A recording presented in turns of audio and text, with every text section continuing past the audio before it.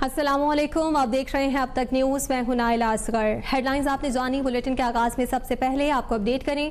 पाकिस्तान और अफगानिस्तान तालिबान के दरमियान 48 घंटों का आर्जी सीज फायर का फैसला। वजारत खारजा के मुताबिक सीज फायर का आगाज आज शाम 6 बजे से शुरू हो गया है। सीज फायर का फैसला तालिबान की दरखास्त और बाहमी रजामंदी से किया गया। दोनों जानिब से तामीरी मुज़ाकरात की कोशिशें जारी हैं। सीज फायर का मकसद मसले का पुरअमन और मुस्बत हल तलाश करना है। आपको अपडेट कर रहे हैं सीज फायर से आपको बताएं कि पाकिस्तान और अफगानिस्तान के दरमियान कशीदगी के सिलसिले में एक अहम पेशरफ्त हुई है और इस सिलसिले में 48 घंटों के लिए सीज फायर का फैसला किया गया है। पाकिस्तान और अफगान तालिबान के दरमियान 48 घंटों का आर्जी सीज फायर का फैसला सामने आया है। वजारत खारजा के मुताबिक सीज फायर का आगाज आज शाम 6 बजे से शुरू हो गया है। सीज फायर का फैसला तालिबान की दरखास्त और बाहमी रजामंदी से किया गया। दोनों जानिब से तामीरी मुज़ाकरात की कोशिशें जारी हैं। सीज फायर का मकसद मसले का पुरअमन और मुस्बत हल तलाश करना है। इस हवाले से आपको मजीद बताएं कि दोनों जानिब से तामीरी तौर पर मुज़ाकरात की कोशिश की जाएगी, जबकि सीज फायर का मकसद मसले का पुरअमन और मुस्बत हल तलाश करना है। आपको बता रहे हैं पाकिस्तान और अफगान तालिबान के दरमियान 48 घंटों का आर्जी सीज फायर हुआ है, जिसका आगाज शाम 6 बजे से हो गया है। वजारत खारजा के हवाले से कहना है कि सीज फायर का फैसला तालिबान की दरखास्त और बाहमी रजामंदी से किया गया। इस पर हम बात करेंगे। इस्लामाबाद से नईम महबूब ने हमें ज्वाइन किया है। नहीं बताइएगा, तर्जुमान दफ्तर खारजा का इस हवाले से मजीद क्या बताना है? जी बिल्कुल, दफ्तर खारजा के मुताबिक पाकिस्तान और अफगान तालिबान के दरमियान 48 घंटों का आर्जी सीज फायर करने का फैसला किया गया है। जराए दफ्तर खारजा के मुताबिक सीज फायर का आगाज सुबह 6 बजे से होगा। सीज फायर का फैसला तालिबान की दरखास्त और बाहमी रजामंदी से किया गया है और दोनों जानिब पाकिस्तान और अफगानिस्तान की जानिब से तामीरी मुज़ाकरात की कोशिश जारी है। सीज फायर का मकसद मसले का पुरअमन और मुस्बत हल तलाश करना है। इस सिलसिले में वजारत खारजा के जराये ने कंफर्म किया है कि पाकिस्तान और अफगान तालिबान के दरमियान आइंदा 48 घंटों का जो आर्जी सीज फायर करने का फैसला कर लिया गया है और इसका आगाज आज सुबह 6 बजे आज शाम 6 बजे से होगा। जी ठीक है। नहीं, ये हमें बताइएगा कि नई महबूब हमारे साथ मौजूद थे और इस मामले पर हमें मज़ीद तफसीलात फराहम कर रहे थे। पाकिस्तान अफगान तालिबान के दरमियान 48 घंटों का आर्जी सीज़ फायर हुआ है और इस हवाले से आपको ये भी बताते चलें कि सीज़ फायर का आगाज़ शाम 6 बजे से शुरू हो गया है। सीज़ फायर का फैसला तालिबान की दरख्वास्त और बाहमी रजामंदी से किया गया। दोनों जानिब से तामीरी मुज़ाकरात की कोशिशें भी जारी हैं। हम देख रहे थे गुज़िश्ता कई रोज़ से इस सिलसिले में बॉर्डर पर कशीदगी की सूरत हाल थी और वो तमाम तर जगहें जहाँ पर तालिबान या फिर ऐसे अनासर की मौजूदगी की इतला थी जो कि पाकिस्तान में शरंगेजी में मुलविस थे, उनके खिलाफ पाक फौज की जानिब से बारहा एक्शन लिया जाता रहा और ये कार्रवाइयाँ बॉर्डर से मुत्तसिल इलाकों में भी की जाती रहीं। और अब इस सिलसिले में ये पेशरफ्त सामने आ रही है कि पाकिस्तान अफगान तालिबान के दरमियान आइंदा 48 घंटों के लिए आर्जी तौर पर सीज़ फायर का फैसला हुआ है और वजारत खारजा के मुताबिक सीज़ फायर का आगाज़ आज शाम 6 बजे से शुरू हो गया है। दिफाई तजियाकार मेजर रिटायर्ड शेख मोहम्मद नदीम साहब ने इस अहम मामले पर गुफ्तगू के लिए हमें ज्वाइन किया है। मेजर साहब, बहुत शुक्रिया सबसे पहले तो आपके वक्त का। ये कहिएगा कि आप जो पेशरफ्त आप देख रहे हैं पाकिस्तान और अफगानिस्तान कशीदगी के बाद, क्या नजर आ रहा है आपको? इसके क्या नताइज होंगे और कितनी मौसर रहेगी ये बातचीत?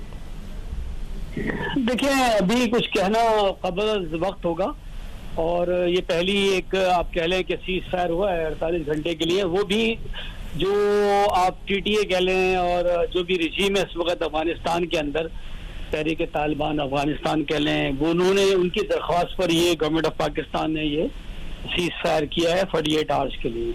और उसका मकसद यही है कि आपस में बैठ कर कोई तामीरी बातचीत की जाए और उस मसले का हल निकाला जाए जो भी है, जो आपस के अंदर मिसअंडरस्टैंडिंग क्रिएट हो गई है। लेकिन आप मुझे असल में बड़ा इनका तजर्बा है। 2004 में इनके साथ एग्रीमेंट, 2006 में एग्रीमेंट, 2014 में, 2018 में, 21, 22 कंटिन्यूसली इनके साथ हमने एग्रीमेंट्स किए, लेकिन हर 3 हफ्ते 4 हफ्ते महीने बाद ये लोग तोड़ देते हैं एग्रीमेंट। अभी इस दफा अच्छी तरह से मैं समझता हूँ कि पाकिस्तान आर्म फोर्सेस ने जो इनको जवाब दिया है, तो हो सकता है अल्लाह करे कि अब ये वापस आ जाएं और कोई इनकी सरजनिश हो जाए और ये लोग ठीक हो जाएं, यू टर्न ले लें।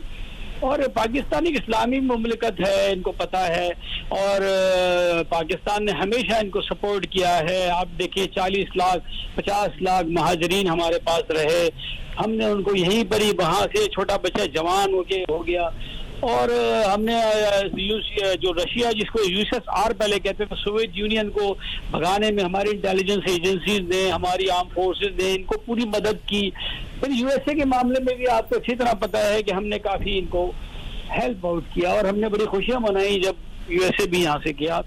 फिर नॉर्दर्न अलायंस को भी हमने पंजशेर से निकाला और पंजतरखी से निकाला, इनको मदद की, और उसके बाद ये एकदम चेंज हो गए और ये इन्होंने जनाब पाकिस्तान को आंखें दिखाना शुरू कर दी और पाकिस्तान पर हमले शुरू कर दिए और तहरीक तालिबान पाकिस्तान को इन्होंने टारगेट किया, जबकि दोहा एग्रीमेंट में ये लिखा हुआ है कि ये एक इंटरिम गवर्नमेंट होगी। जो भी अभी हुकूमत कर रही है आरजी गवर्नमेंट है, ये आरजी गवर्नमेंट है। इन्होंने वादा किया था कि जैसे हालात बेहतर होंगे हम इलेक्शन कराएंगे और गवर्नमेंट लाएंगे, वो भी इन्होंने नहीं किया। चलो ठीक है, आप चला रहे गवर्नमेंट चलाएं, लेकिन पाकिस्तान को क्यों टारगेट कर रहे हैं? तहरीक तालिबान पाकिस्तान को क्यों आप अलाउ कर रहे हैं? उसमें लिखा हुआ है दोहा एग्रीमेंट में कि हम अपनी सरजमीन किसी मुल्क के खिलाफ इस्तेमाल नहीं होने देंगे, तो आप क्यों?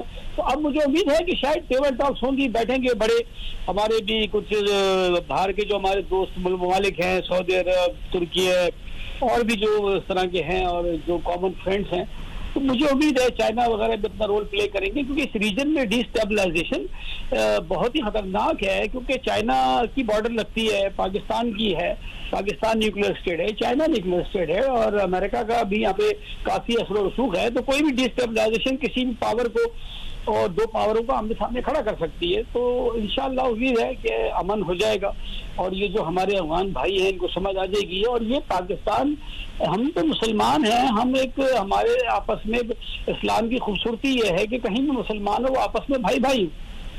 और ये तहरीक तालिबान जैसे खारजियों को पनाह दी हुई इन्होंने, जिन जो एक्सट्रीमिस्ट हैं, जो शदीद सजाएं और छोटे छोटे गुनाहों की भी शदीद सजाएं और बम धमाके मस्जिदों में करते हैं, मौलवियों को शहीद करते हैं, बच्चों को, औरतों को शहीद करते हैं, ये कौन लोग हैं भाई? इनको हटाना पड़ेगा। और जब तक ये नहीं हटेंगे, इसी तरह दाइश वाले भी इसी तरह के बहुत जालिम लोग हैं, इनको भी जब तक नहीं हटाया जाएगा, ये मैं समझता हूँ पाकिस्तान अब उस रास्ते पे वापस नहीं आएगा जो ये अब इन्होंने रास्ता चूज किया था। तो अगर दोबारा भी हुआ तो हम इनको अच्छी तरह से वो उसका जवाब देंगे। अच्छा मेजर साहब, जैसे कि आप माजी में किए जाने वाले माहिदों का जिक्र कर रहे थे कि जाहिर है उनसे भी बैक ऑफ किया गया, तो यकीनन इस बात पर कायम रहना और कायम रखना थोड़ा सा मुश्किल नज़र आता है। लेकिन अगर दोहा माहिदे की मैं बात करूं तो वो भी तालिबान की जानिब से डिनाई किया गया था। अब जो सूरत हाल है उसमें क्या मुमकिन है, आप समझते हैं कि सीज़ फायर माहिदा करने के बाद हमारी बंदूकें तो खामोश हैं लेकिन वहाँ से सीज़ फायर की खिलाफ वर्जी हो जाए, क्या ऐसी पॉसिबिलिटी है? देखिए, अभी कुछ कहना, मैंने कहा ना कि क़ब्ल वक्त है और अभी हमें देखना होगा। जाहिर है हमें अमन को हमेशा चांस दिया जाता है, हमेशा जंग के ऊपर अमन को चांस दिया जाता है, हमेशा टेबल टॉक्स को प्रेफरेंस दी जाती है, निगोशिएशंस को दी जाती है। अब ये तो इनका वो है कि ये उसके ऊपर क्या ये रिएक्शन करते हैं, इसी तरह से ये दाइश के मामले में क्या करते हैं, तहरीक तालिबान को जो इनकी टीटीपी है पाकिस्तान, उसको किस तरह से ये अलग करते हैं। और कोई ना कोई जाहिर है जब तक ये कोई सेटलमेंट नहीं करेंगे, गवर्नमेंट ऑफ पाकिस्तान भी मैं समझता हूँ कि अब रुकेगी नहीं, ये टेम्परेरी फेज है। अच्छी बात है, अल्लाह करे, हमारी दुआ है कि इस दौरान कोई इनका आपस में कोई सेटलमेंट हो जाए दोनों भाइयों का और हमेशा के लिए जंग खत्म हो जाए। लेकिन आप देखिए कि हमें बड़ी डिसअपॉइंटमेंट हुई है कि हमारा भाई बराबर में, और उसने जाके वो हिंदुओं से बात कर रहा है और मुल्क में ये इस्लामी निज़ाम की बात करते हैं और वहाँ जाके कहते हैं कि जी हम मंदिर बनाएंगे अफगानिस्तान के अंदर, और ये वहाँ जाकर जो है वो वहाँ पे हिंदुओं से हाथ मिला रहे हैं। हिंदू तो बस जहनियत है, वो तो एक्सट्रीमिस्ट हिंदू हैं, तो ये कैसे हो सकता है? तो मैं समझता हूँ कि उम्मीद तो है मुझे तो पूरी के शायद अल्लाह करे कोई, अल्लाह ने मदद की और तो ये इलाके में हमेशा के लिए अमन कायम हो जाएगा।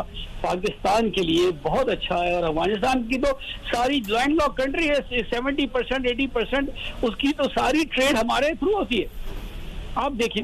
और हमें ये वो आंखें दिखा रहा है, ठीक है। बाकी को सेंट्रल एशियन स्टेट्स उसको करने नहीं देते, बाकी ईरान उसको कोई करने नहीं देता, चाइना उसको कोई इतना ज्यादा नहीं वहाँ पे आने देता, क्योंकि वहाँ भी उनके सिंकियांग प्रोविंस है, वो वहाँ मुसलमान है, उनको डर होता है कि ये कहीं एक्सट्रीमिस्ट जो व्यू है उसकी गलत इंटरप्रिटेशन वहाँ पे भी ना लागू कर दें। तो उम्मीद है कि इस दफ़ा पीस हो जाएगा, अल्लाह करे कि समझ आ जाए और ये जो हार्ड लाइनर्स आए हुए हैं इसमें ये समझ जाए इस बात को और अपने अंदर से जो ये काली भेड़े हैं टीटीपी की, स्मगलर्स हैं कुछ जो इस एरिया में स्मगलिंग की वजह से भी ये सारी बॉर्डर को हट रखते हैं कि बीच में से ये इन्फिल्ट्रेट करते हैं और स्मगलिंग करते हैं। बड़े बड़े वारलॉर्ड शामिल हैं क्योंकि वहाँ पैसा बहुत चलता है, वहाँ नारकोटिक्स का पैसा बहुत चलता है। ठीक है, तो ये हीरोइन और इस तरह की फैक्ट्री हैं, तो ये इंशाल्लाह उम्मीद है अल्लाह करे ये मान जाए और एक दुनिया में एक अच्छे पड़ोसी के तौर पे अगर ये रहने लगे तो हमें बड़ा आसानी हो जाएगी क्योंकि सेंट्रल एशियन रियासतें हमसे पोर्ट मांगती हैं, ग्वादर की, हमसे कराची की, और वो पीछे फंसी हुई हैं हमारी जो मुसलमान रियासतें हैं, वो सिर्फ अफगानिस्तान की वजह से फंसी हुई हैं। बेल्ट एंड इनिशिएटिव रोड जो आपका BRI कहलाता है, belt and road initiative China का, जिसको हम CPEC भी कहते हैं, वो इधर सेंट्रल एशियन तक जाना है, वो इनकी वजह से रुका हुआ है हेडलाइन। इनको तो बहुत तरक्की मिल रही है और इनको रास्ता मिल जाना है पोर्ट का, पाकिस्तान की हर चीज इनके पास जानी है, उधर से सारी ट्रेड होनी है, रेल रूट बनना चाहिए और ताइपे गैस की पाइपलाइन वहां से बिजली की पाकिस्तान, ये सब इनकी वजह से रुक गया। और अभी अल्लाह करे मान जाए तो ये इनके यहाँ ही बहुत तरक्की होगी, बहुत पैसा आएगा, इनके पास भी अच्छे मिनरल्स हैं, पाकिस्तान की भी अच्छे मिनरल्स हैं, पाकिस्तान की कोई बदनीयती नहीं है, पाकिस्तान कभी भी बेगराम एयरबेस और ये इस तरह कभी नहीं चाहेगा कि उसके ऊपर कोई बड़ी बैरूनी ताकतें आकर बैठे, जो पाकिस्तान को भी जब मूड हो, उनका मूड चेंज हो तो पाकिस्तान को भी आंखें दिखाएं, चाइना को भी आंखें दिखाएं। चाइना तो हमारा ब्रदर और बहुत ज्यादा बड़ा दोस्त मुल्क है, ठीक है, तो हम कभी नहीं चाहते। अच्छा मेजर साहब, जैसा कि आप ये कह रहे हैं कि कॉन्सिक्वेंसेस क्या होंगे, इस बारे में तो कुछ भी कहना अभी कबल वक्त होगा, लेकिन अगर हम थोड़ा सा माजी में जाएं, अभी कुछ रोज़ पहले की बात है कि तालिबान और पूरी हुकूमत जो है वो भारत से राब्ते मुसलसल जारी रखे हुए हैं। अमीर खान मत्तकी की बात करें तो उन्होंने भी अभी भारत का दौरा किया था। इस सारी सिचुएशन में इस दौरे को आप किस तरह से देखते हैं और इसके क्या असरात हो सकते हैं खित्ते पे आपके ख्याल में? क्या भारत भी डायरेक्ट इंक्लूड हो सकता है इस चीज़ में? देखिए, भारत तो इस वक्त पूरी दुनिया में आइसोलेट हो चुका है। भारत एक किस्सा पारीना बन चुका है। ठीक है, वो हमारे साथ हमेशा दुश्मन रहेगा जब तक कि ये वहाँ पे हिंदू तवा ज़हनियत की हुकूमत है और उनकी तो पूरी कोशिश होगी कि किसी तरह से तालिबान को पैसे दे के खरीद लें वहाँ पे लोग, क्योंकि आपको पता है कि यहाँ पे वार लॉर्ड्स हैं। थोड़ा सा अनफॉर्चुनेटली जो ये जनरेशन अफगानिस्तान में जो लड़कपन से जंगें देखती आई है, तो उनकी बातें भी जंग की हैं, उनका खेल भी जंग के हैं, उनके इंटरेस्ट भी जंग के हैं, तो ये बड़ा एक खतरनाक इनका ये पहलू है। तो बहरहाल भी तो है, लेकिन भारत उस वक्त कुछ नहीं कर सकता जब तक कि तालिबान खुद ना चाहें।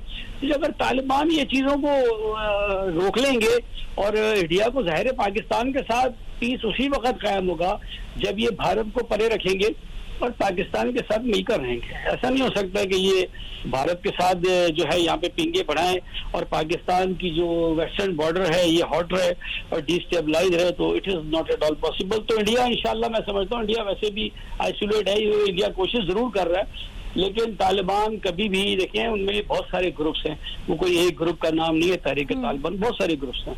तो वो कभी भी हिंदू तवा ज़हनियत की हुकूमत को, उनको पता है कि उन्होंने राम मंदिर बना दिया और बाबरी मस्जिद को तोड़कर, ये बर्दाश्त करने वाली बात है ऐसे किसी मुसलमान के लिए? आप मुझे बताइए। तो मैं नहीं समझता कि मोदी का चेहरा या मोदी की गवर्नमेंट की कोई भी वैल्यू किसी भी इस्लामी मुल्कों में वक्ती तौर पर तो हो सकती है, लेकिन दिलों में नहीं हो सकती।